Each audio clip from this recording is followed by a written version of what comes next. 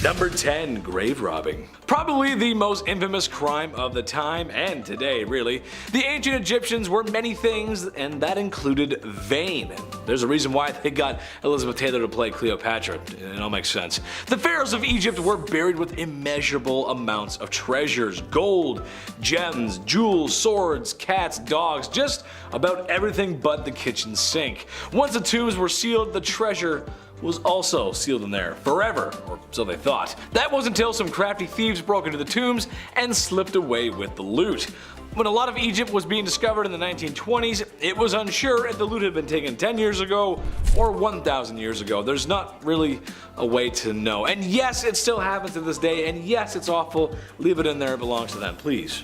No more, no looting, don't go looting, please. Number 9. Bribery. Given that Egypt was one of the greatest civilizations the ancient world ever saw, it makes sense that they had it all. Currency, law, order. However, sometimes these things just don't mix. Ever seen Better Call Saul? Yeah, exactly. They had a good system for the time, and it was fairly concrete. However, like concrete, over time, there's little tiny cracks that form, aka bribery. Oftentimes when facing serious charges against the pharaoh, there was an option to opt out of your sentence. Just open your wallet and dish out some cash. This has worked in ancient Egypt, medieval Europe, 1920s America, and today. Say what you will, but the almighty dollar does have buying power. Number 8. Unaliving. If women of the evening partake in the world's oldest profession every night, then unaliving is the second thing we ever did. It's not really a profession, but we've been doing it for a long time. It's pretty sad, but it's true. Sure, it's always been frowned upon, but today we have a lot of rules, laws, and regulations regarding said rules, laws, and regulations about unaliving. It's bad, don't do it. It was unfortunately more common than we think back in the day, especially amongst royals in ancient Egypt frothing at the mouth for the throne. But this is something that could have happened to anyone. Plus, in a time before CSI and guys throwing off their glasses to make very obvious low-hanging fruit jokes, well, if you didn't see the crime, then you probably wouldn't catch the crook, so people kinda just got away with it sometimes.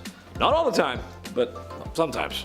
Number 7. Assassination. Related to my last point, nothing is true, everything is permitted. The creed of the Assassins, and one of my favorite video game franchises, at least up until they did Pirates. After that, it was all kind of downhill after that. Well, despite the inaccuracies of the Assassin's Creed series has, like falling from great heights into bales of hay, the first known assassins just may have started in Rome and Egypt. More likely Egypt than spread to Rome, actually. Like a Sith, a lot of these early assassinations were for revenge, personal ambition, power lust, especially in the pursuit of success. Some were even part of larger plans. It's one thing to be violent, sure, but to organize the destruction of a dynasty through the means of your knife, well, it's amazing what a couple inches of steel can accomplish. Who goes there? Someone's knocking on the door? We're good. Okay, anyway, sorry. Number 6. Treason. Law and order in Egypt were associated with something called Mahat. I believe that's how you say it, which refers to truth and justice within society. Like I said before, great idea, great start, but more often than not, the ancient Egyptians had to fight off a lot of treason and corruption. More than they like to admit it. Like when King Ramses III chose the heir to his throne, and well, it wasn't who his wife had picked out, so there was gonna be problems. There was a lot of wives, sons, and breeding. There's confusing lines. So, in order to get what she wanted, she was going to stab him in the back. Literally. Well, her plot was unfoiled, and her and all the conspirators were immediately unalived as punishment. There wasn't even a burial service, as they were all thrown in the river afterwards. No amount of money or bribery could save them there. Number 5. Marie Antoinette. So France's queen between 1774 and 1792 was Marie Antoinette, who was, the last queen before the French Revolution. She had quite the reputation for splurging on expensive things and found herself in quite a few scandals. One in particular was the affair of the diamond necklace. So Countess de la Motte, a young lady, pretended to be the queen's friend and entered the French court in 1785. She fooled a high society member into believing that Antoinette loved him. She even hired a buy-selling worker and disguised her as the queen and convinced the man that Marie wanted to purchase a diamond necklace. The jewelry cost around 1,600,000 livres then, which is almost $12 million today. The money was never paid, and the queen had no clue about what had taken place. But even though she was innocent, the public still despised her. Granted, she's mostly known for her infamous dialogue. When French subjects could not afford bread, she said, "Let them eat cake," which fueled the French Revolution and ultimately led to her execution. Number 4, Queen of Castile. So Juana la Loca was the Queen of Castile from 1504 to 1516, and she suffered from various mental disorders. After her husband passed in 1506, her father buried his body. However, Juana used to open the tomb and caress her husband's dead body, and ultimately she ordered the body dug out and kissed her husband's feet. Additionally, she would carry his coffin everywhere with her, and actually kept it under her bed. Years later though, she eventually allowed his burial outside her window. Look, I just keep weird dolls under my bed. Number 3, Maria Eleonora of Brandenburg.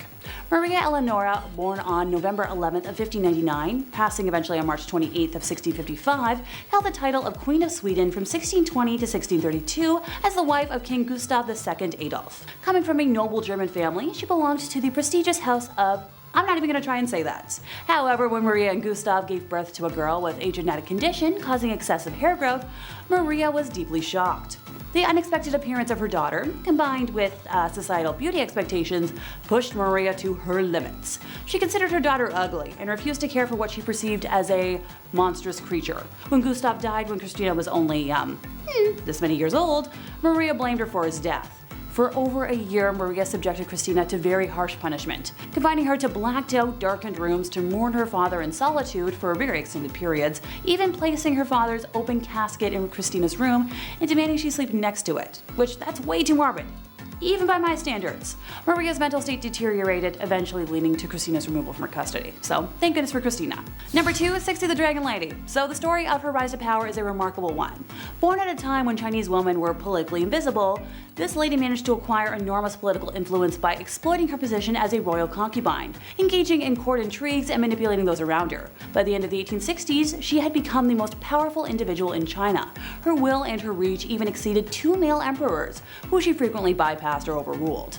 Now, she was originally born Lan Kuo in 1835, the daughter of a minor Manchu official, and at age 15 she was selected as a potential concubine for the emperor and relocated to the Forbidden City. She was elevated to the status of concubine officially by age 18, eventually giving birth to the emperor's only son, Zechun, a feat that earned her another promotion in the palace hierarchy.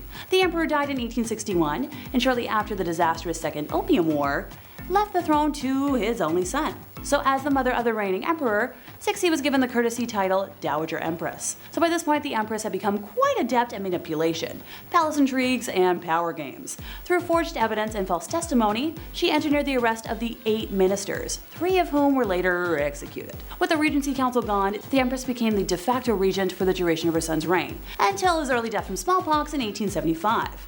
The empress was instrumental in the succession, choosing her young nephew Zetian, who was crowned as emperor. So once again, this Dowager Empress acted as regent to the infant emperor, this time in a more formal capacity. 12 years into the young emperor's reign, our empress moved to the summer palace in Beijing, and surrounded by a network of informants and advisors, doted on by loyalists and conservatives in the bureaucracy and military, she continued to exert enormous influence on appointments, policies, and matters of state. Stories of the empress's extravagance are prevalent, since it has been claimed that she regularly increased her personal and food allowances, that she withdrew gold and silver from dwindling national reserves, and spirited millions of pounds offshore into bank accounts in London.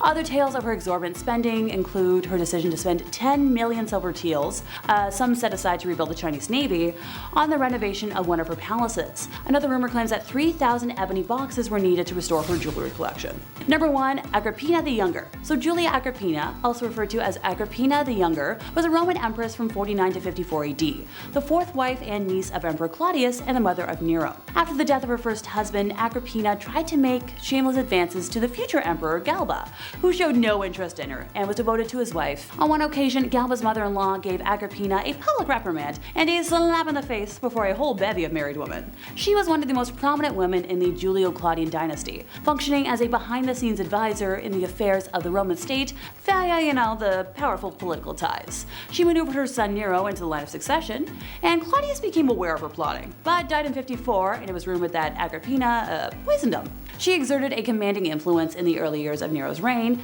but in 59 she was killed. Both ancient and modern sources describe Agrippina's personality as ruthless, ambitious, violent, and domineering. And that brings us to the end of our time, and I'm glad that, even though I'm part vampire queen, I just bully people.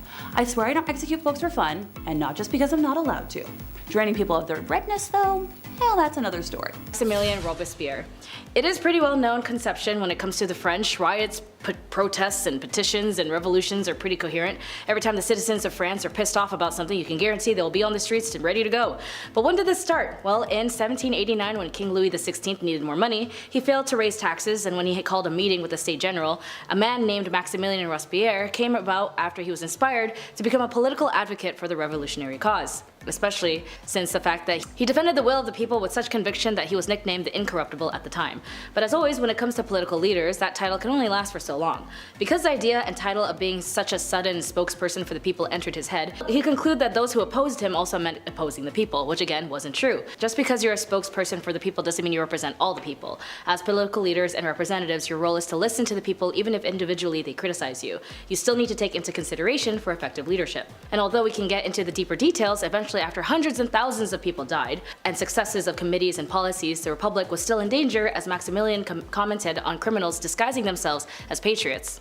In summary, the use of the guillotine was used about 16,594 times, and in the end, victims of the massacres were noted as they were caught in the crossfires of the patriotic bloodshed.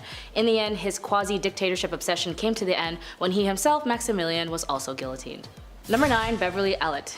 Like all ordinary people, it all starts with a specific moment in time where a switch is flipped and you no longer see yourself as the bad guy, or if there's a sense of self-awareness, maybe you do know but you just can't stop. In the cases of Beverly Ellet, she was actually always into the idea of taking care of somebody, and when she was young she had the tendency to practice medical stuff, like play a nurse or do gauzes and cast. But it wasn't in a form of, oh I want to learn how to be a nurse, it was more so of like, hey I'm hurt, can you pay attention to me kind of thing. Even to the point the obsession and desperation of being paid attention to would lure her to causing inflictions onto herself and then convince her own doctor to even remove her healthy appendix. She then left school and at 16 took a course in nursing, as this was in 1968, so everyone was just doing things very early on. And as soon as she finished her course, however, she got into a hospital, and in 6 months of hell, specifically over a period of 59 days, she would harm and kill over a dozen children. Every child under her care would suffer from cardiac arrest, chest pains, life support, and insulin overdose. The sad part was, because she was a pediatric nurse, people trusted her fully with their children, thinking she was taking care of their kids, but after staff grew skeptic of another child's death, that's when they found out she had access to drugs and eventually led to her arrest. When she was being interviewed, she apparently laughed, smiled, smirking that she wouldn't go to jail, but justice prevails, and as on May 1993 she was sentenced to life in prison. Number 8. James Patterson Smith. When it comes to toxic relationships, this is an important note that there are sources out there when you don't know if you are in one, and as well as another note, if you feel like the person has to hurt you to love you, I'm going to tell you right now that is not what that is. Find people who care about you, and if it got physical, just call authorities. In the case of Kelly Ann Bates, she was unfortunately groomed by James Patterson Smith when she was just 14 years old. She was babysitting for friends, and Smith had an odd impact on Kelly, but what's more odd was that he was 45 years old. A 45-year-old man was hitting on a 14-year-old. And when Kelly tried to introduce him to her mom, she was livid, and she said, "Kelly, this man is bad and not a good man," and hair would actually rise at the back of her mom's neck. She was right. After 4 weeks straight, Kelly would be tormented, harmed, attacked, and be left with injuries so extensive that when they found her drowned body in the bathtub, authorities knew it was something they just haven't seen before, especially how her eyes were gouged out. Prosecutors noted that the trial had it in quote, "It was like Smith was trying to deliberately disfigure her, causing her the utmost pain, distress, and degradation." The injuries were not the result of sudden eruption of violence, but a torment that caused over time. They eventually noted that Smith was delusional and had a distorted reality with paranoia and morbid jealousy. It only took the jury only 1 hour to sentence the man to life. Number 7. Basil Azarov. When it comes to good salesmen, from what I've been told from friends who used to do door-to-door or did retail and the require of commissions, they always tell me that it's about human connection. And as for Basil Azarov, he was viewed as a master of bribery and corruption. Considered as the mystery man of Europe, you're looking at the most important people of the time when it comes to influencing the political scene in Europe with his arms deals. On both sides, he would actually sell weapons where he'd be dubbed Merchant of Death.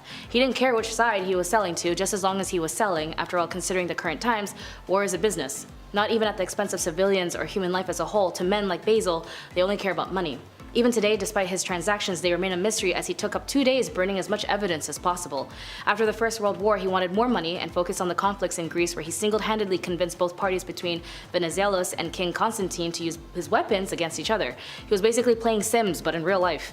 In the end, his life was shaped by seizing opportunity wherever he could find it, and through his self-serving businesses dealings, he helped shape the power dynamics of Europe and thus played an instrument part in the history of the continent. Number 6. Brenda Spencer. I Don't Like Mondays is a song by Boomtown Rats and a famous quote by our favorite cat, Garfield.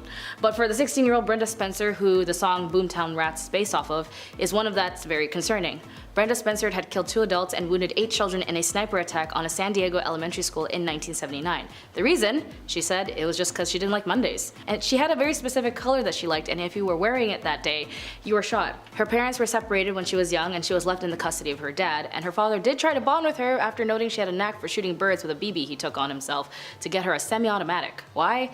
I don't know either. But he could have just taken her to like the mall or something. But apparently, according to Brenda, she said the reason why her dad got her the weapon was because she knew she was depressed and there was rumors that she wanted to take her own life. The morning of the event that took place is when her separated father left home and she was supposed to be at school, but it was noted by her teachers she had no interest in academics. And so she lived next to an elementary school, and when she saw the children and the adults around, that's when she fired.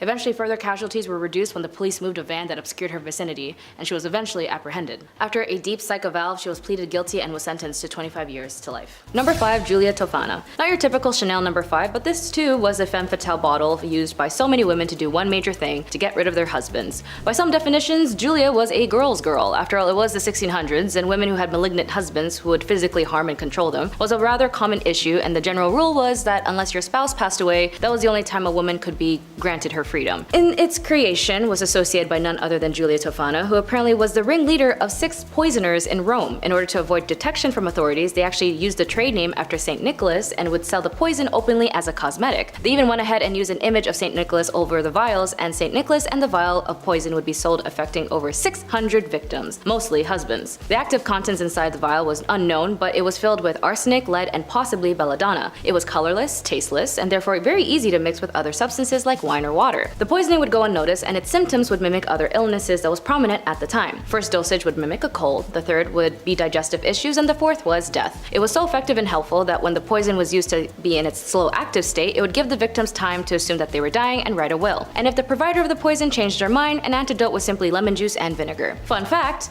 Mozart at one point was poisoned using aqua tofana, but apparently he himself started this rumor. And if you knew anything about Mozart, he was the Bugs Bunny level type of troll. Number 4, Bonnie Nettles. As cult leaders go, most women of cult leaders were subject to follow their male counterparts. As for Bonnie Nettles, she was the co-founder and co-leader with Marshall Applewhite of the Heaven's Gate New Religious Movement. Although she was registered as a nurse and was married to a businessman named Joseph Nettles, she actually lived a relatively normal life. However, according to the New York Times, she began attempting to contact deceased spirits by conducting regular seances and came to believe that the 19th century monk named Brother Francis frequently spoke with her and gave her instructions. She also visited multiple fortune tellers who told her that she would soon meet a mysterious man who was tall with light hair and fair complexion, descriptions that were very close to Marshall Applewhite's appearance. It was unclear how they met, but after Nettles did an astrological reading for Applewhite, they had an instant spiritual connection. Nettles and Applewhite established Heaven's Gate together as equals, with Nettles running the group and Applewhite speaking for her. Nettles claimed to have communicated with aliens about the next level and told Applewhite to tell their followers. When Nettles died from cancer, the mass followers of Heaven's Gates would then follow through by cultivating to take their own lives in 1997.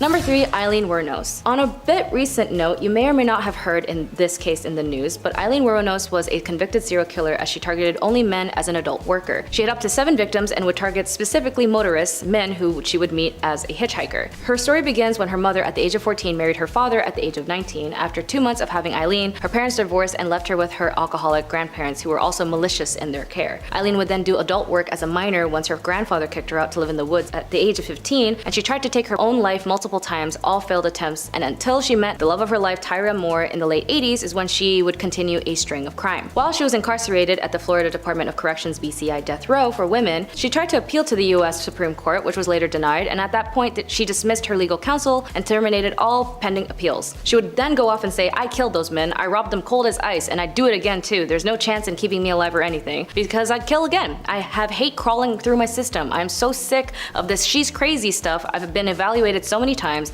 I'm competent, sane, and I'm trying to tell the truth. I'm one who seriously hates human life and would kill again." After extreme mistreatments she suffered while imprisoned and the inhumane management given to her by her officers, in her final interview she turned to the interviewer and said, and also paraphrasing due to censorship, "You sabotaged me, society, and the cops and the system. An attacked woman got executed and was used for books and movies and so on." Her final on-camera words were, "Thanks a lot, society, for railroading my ass." She was later executed by lethal injection. Number 2, Pearl Fernandez. Again, although this case is one of a very recent event, hand, it still marks as a notable case in the issues that lie in the legal forms, and the protections of minors, and the lack of involvement of CPS. Pearl Fernandez, you may or may not know, was the mother of Gabriel Fernandez, who passed away in Pearl and her boyfriend Usaro's custody. According to The Atlantic, Pearl Fernandez and her boyfriend shot Gabriel with a BB gun, tortured him with pepper spray, beat him with a baseball bat, and forced him to eat cat feces. All injuries pointed to severe psychological and emotional distress endured over a long period of time. It was not one-time event that led to Gabriel's death, it was months of torture. A judge rejected her remorse, stating that Pearl's actions were horrendous and inhumane and nothing short of evil. At her trial, jurors heard how Gabriel was tortured and abused by his mother and her boyfriend after being placed in their care 8 months before his death. Pearl is now serving time at the Central California Women's Facility after being sentenced to life without the possibility of parole. Number 1. Jolly Jane. Well, she definitely was jolly when she committed these crimes. Jane Toppin, nicknamed Jolly Jane, was an American serial killer who was known to have committed 12 murders in Massachusetts between 1895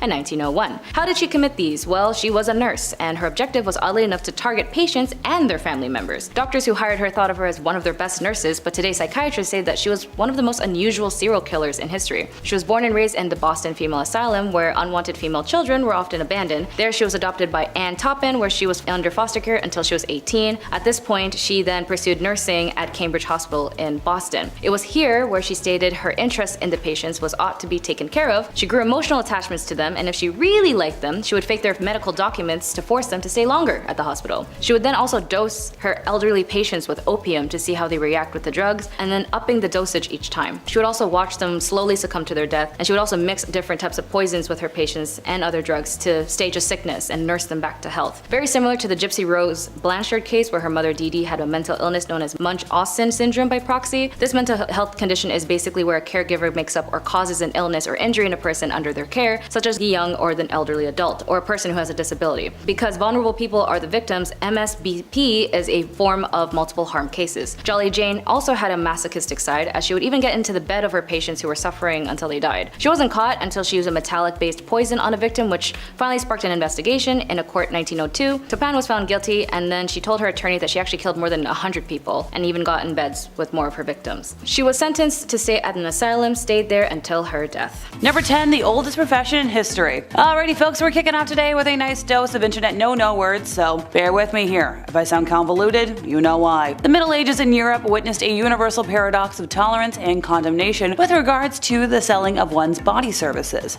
While technically a sin because it hinged on the act of fornication, this act was recognized by the church and others as necessary, or a lesser evil. It was accepted as fact that young men would seek out sexual relations regardless of their options, and thus this profession served to protect respectable townswomen from seduction or worse. In 1358, the Grand Council of Venice declared that this field was absolutely indispensable to the world. In general, declarations proclaiming the necessity of this line of work were not quite so enthusiastic. The church didn't hesitate to denounce it as morally wrong, but as St. Augustine explained, if you expel it from society, you will unsettle everything on account of lusts. So, you gotta have it. It just wasn't exactly ideal back then. Number 9. Hunting witches. Witch hunters often had their suspects stripped and publicly examined for signs of an unsightly blemish that witches were said to receive upon making their pact with Satan. Now, this devil's mark could supposedly change shape and color, and was believed to be numb and insensitive to pain. And more often than not, women were both the witches and the witch hunters. And in these cases, it was easy for even the most minor physical imperfections to be labeled as the work of the devil himself. Moles, scars, birthmarks, sores, and tattoos could all qualify, so examiners rarely came up empty-handed. If found guilty, witches would be sent through a series of trials and punishments, starting with the scold bridle. Also known as a witch's bridle, a gossip's bridle, a brank's bridle, or simply branks, this was an instrument of public humiliation. It was an iron muzzle in an iron framework that enclosed the head. Some exceptions were masks that depicted suffering, but not pleasant either way. Oh, you want me to elaborate? Alrighty folks. A bridle bit or cur plate around 5 cm by 2.5 cm in size was slid into the mouth and pressed down on the top of the tongue, often with a spike on the tongue as a compress. Ouchie. It functioned to silence the wearer from speaking entirely and cause extreme pain and physiological trauma to scare and intimidate the wearer into submission. Now, this prevented speaking and resulted in many unpleasant side effects for the wearer, including excessive salivation and fatigue in the mouth. Seeing how I've always been a chatty Cathy, I would have been sentenced to this, and my jaw Hurts thinking about it. The wearer was then led around the town by a leash, and for extra humiliation, a bell could also be attached to drawing crowds. It was used as corporal punishment for other offenses, notably on female workhouse inmates, and the person to be punished was placed in a public place for additional humiliation, and who knows what else. I'm sure you can put 2 and 2 together. There's things I cannot say. Number 8. Bathing in what now? Aptly named the Blood Countess, Elizabeth Bathory was a Hungarian noblewoman and was one of the most prolific female serial killers of her time. At the end of the 16th century and beginning of the 17th, she tormented and killed up to 650 young women at her castle in what now known as Slovakia. The macabre nickname came from her apparent tendency to bathe in the redness of her victims, as she believed it would help her maintain her youthful looking skin. I'll stick to my Epsom salts and the occasional bath fizzy. Oh, and my cleansing routines. Look, I swear my one cleanser from the ordinary might look suspicious, but it's not human redness. I just play a vampire professionally, folks. I'm not an actual one. Or maybe.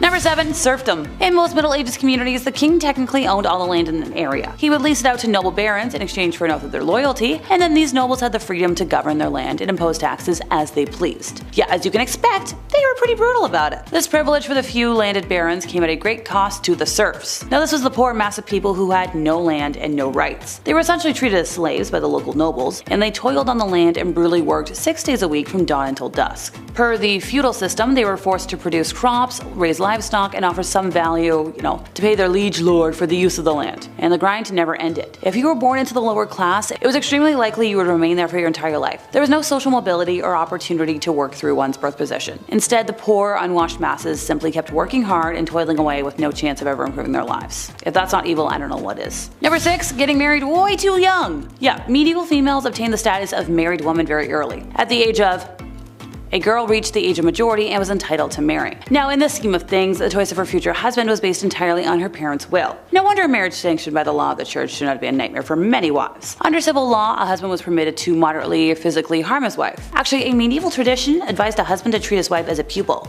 So teach her place. So a lot of desperate women, therefore, killed their husbands. The legislation of those times had detailed regulations governing punishment for women who had killed their husbands. They were sentenced to death by burning alive or burning at the stake. Kinda like a witch. Creative, but not really. Number 5. Jeffrey Epstein. I know a lot of folks know this man as a greedy, nasty, rich jerk who lived in a vile organization, allowing other rich, nasty folk to take advantage of the young and vulnerable. But as the ringleader of a trafficking and harming of young women everywhere, apparently in 2008, Epstein pleaded guilty to state charges in Florida for soliciting and procuring a person under 18 for adult work, meaning under 18, young adolescents, like the age of 12 or 14. He then reached a plea deal that allowed him to avoid federal charges and served only 13 months in jail. This lenient deal, orchestrated by the then U.S. Attorney Alexander Acosta, later then became a subject of public scrutiny, which as it should, considering why is the U.S. so lenient on crimes on young people, like people that the law should protect. And then finally, 10 years later, after who knows how much more damage and crime he's committed, in July 2019, federal prosecutors in New York arrested Epstein on trafficking charges. They accused him of exploiting and abusing dozens of underage girls, and the rest following the unsealing of a new indictment, but by then 2020, somehow he died in his cell. Some say he took his own life, and others, well, when it comes to controversy, that they didn't want him to talk. After all, the nature of his relationships and the extent of his activities fueled public outrage. He wasn't alone in this, after all, he needed someone else to lure these young underage individuals, so Ghislaine Maxwell, you know her, was also charged and arrested. Investigations into Epstein's activities and the circumstances surrounding the 2008 plea deal continued. Legal actions against his estate and those connected to him remain ongoing, reflecting the broader effort to seek justice for their victims. Number 4. Joseph James DeLangelo. Joseph James DeLangelo, also known as the Golden State Killer, is an American serial killer and caused this YouTube, because I gotta be very discreet, physically violated people, if you know what I mean, who terrorized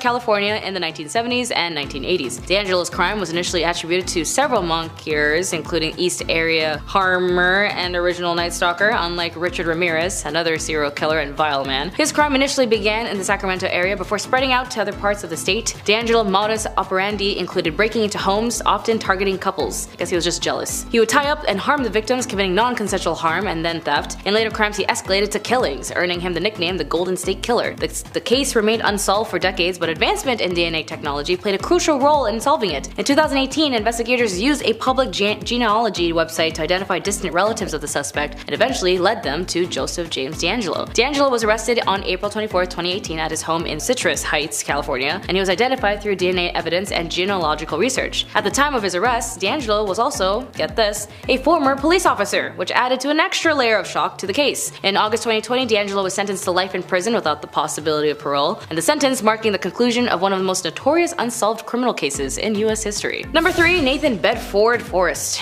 What a name. There's so many interesting names on this list. Nathan Bedford Forrest was a prominent Confederate general during the American Civil War. Unsurprisingly, given his culpability in the Fort Pillow massacre in April 1864 and the formation of the Triple Ks, Forrest and his image may have come under attack by many sectors, especially from African Americans. The Triple Ks embarked upon a campaign of intimidation and violence against Southern blacks and Republicans until Forrest ordered the organization disbanded in 1869. Nevertheless, the local chapters of the Triple Ks continued to be active, and Forrest was ordered to appear before a congressional hearing in 1871, and his sometimes contradictory testimony, he denied he ever had membership in this organization. Yeah, he's the one who had the receipt. A combination of age, exhaustion, and conversion to Christianity may have caused the Forrest's fiery temper and racial attitudes to his moderate and later years. Number 2. Samuel Little. Apparently noted the most discreet but also most vile crime-committing killers, the reason why he was able to get away with over killing 93 women was because of the time or the height of these deaths. Majority, if not all of these women, were women of color who worked as adult workers.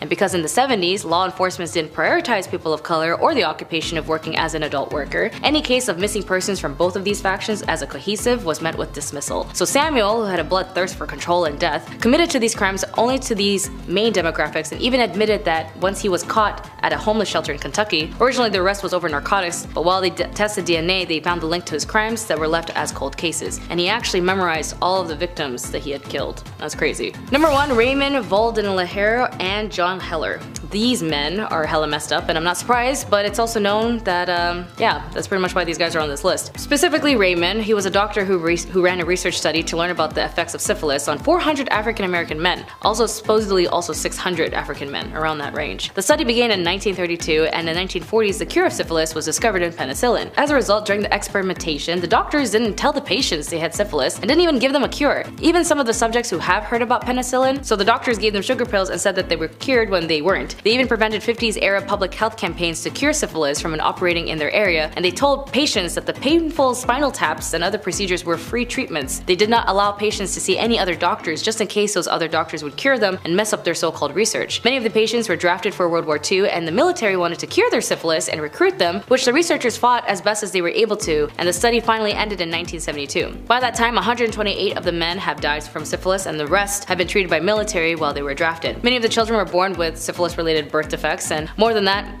born dead. The last victim of this gross and horrible experiment, also known as the infamous Tuskegee syphilis study, was Ernest Hendon, who died on the 16th of January 2004. According to Fred Gray, a lawyer who represented victims of the study of the federal lawsuit, eventually the courts as well as the study of the law of the case brought to wild attention of the three that were unethical of this study. Evidently, the rights of the research subjects were violated. The Tuskegee study raised a lot of host of ethical issues such as informed consent, racism, patronism, unfair subject selection in research, maleficence, truth-telling, and justice, among others. The gross part that even though the research helped reduce syphilis, John got an award for it, despite the traumatizing things that he had done to the patients for life. Number 10. Subbin Fth. Subbin Fth was a University of Pennsylvania researcher fixated on one particular scientific scheme, and a very dangerous one at that. As a trainee doctor, he became obsessed with the idea that yellow fever was non-contagious, to the extent that he went to great extremes trying to prove it. Armed only with a trusty blade and his incessant desire to find the truth, first sliced opened his arms and smeared vomit from yellow fever patients into his wounds. When that made no difference, he poured the vomit into his eyes, drank some of it, fried the stuff, and breathed in the fumes. And in a final act of madness, he covered himself with blood, urine, and saliva from infected patients. Ultimately, Fth proved this theory so far as he didn't get sick. However, we now know that this was as much down to him making samples from the late-stage patients who were past the point of contagion. In other words, Fth swallowed infected vomit but didn't shed much new light on the disease. So he did all that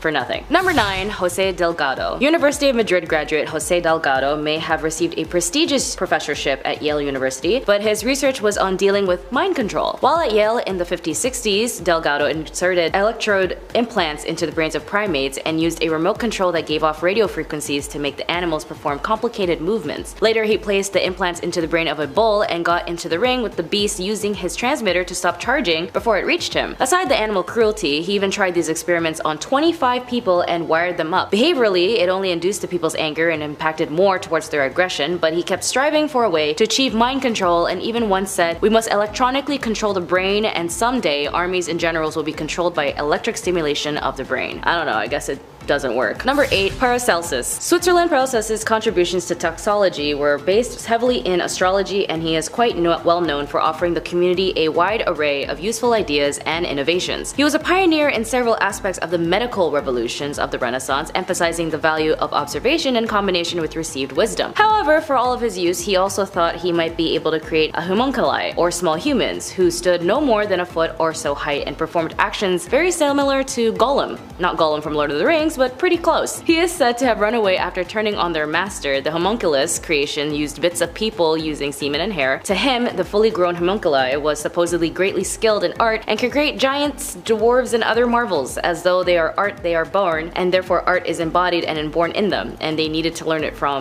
well, no one. Well, it didn't end up working because they ended up dying right away. Number 7. Peter Nobor. Clinical psychologists led by Peter Nobor ran a secret experiment in which they separated twins and triplets from each other and adopted them out as singlets. The experiment, said to have been partly funded by the National Institute of Mental Health, came into light when 3 identical triplet brothers accidentally found each other in 1980. They had no idea they had siblings, and David Kelman, one of the triplets, felt really angry towards the experiment, quoting, "We were robbed of 20 years together," said Kelman in the Orlando Sentinel article. His brother, Edward Gallen, sadly took his own life in 1995 at his home. The child psychiatrist who headed up the study, Peter Nobor and Viola Bernard, showed no remorse according to news reports, going as far as saying they thought that they were doing something good for the kids, separating them so that they could develop their own individual personalities. As for what Nobor learned from his evil experiment, that anyone's guess as a result of the controversial study are being stored in an archive at Yale University, and they say they can't actually reveal it until 2066. Number 6. The Burke and Hare. Body snatching was very common in the ages of the pre-19th century, as the only legal way to get bodies for dissection was those of executed criminals. Since it was difficult to get on the waiting list for these bodies, anatomists took